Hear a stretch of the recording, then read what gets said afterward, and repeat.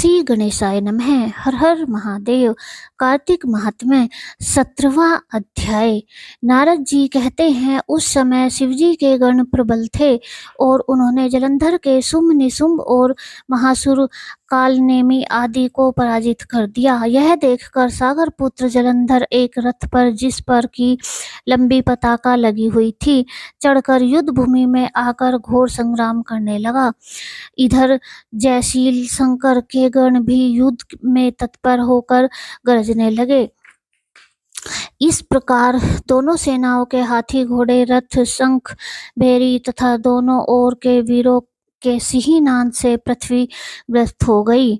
तत्पश्चात जलंधर ने कुहरे के समान बाणों को फेंककर पृथ्वी से लेकर आकाश तक व्याप्त कर दिया और नंदी को 5, गणेश को 5 तथा वीरभद्र को एक साथ 20 बाण मारकर उनके शरीर को छेद दिया और मेघ के समान गर्जन करने लगा। यह देखकर रुद्रपुत्र कार्तिकेय ने भी दैत्य जलंधर को अपनी शक्ति उठाकर मारी और घोर गर्जन किया, जिसके आघात से वह पृथ्वी पर गिर पड़ा।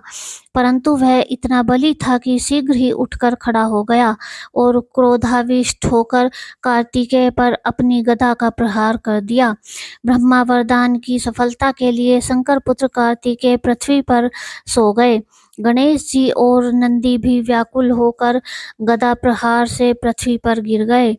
वीरभद्र का सिर फट गया और बहुत सा रक्त बहने लगा। वीरभद्र को पृथ्वी पर गिरा देखकर शंकर के गण चिल्लाते हुए संग्राम भूमि छोड़कर बड़े वेग से भाग निकले। जय हो श्री विष्णु जी की।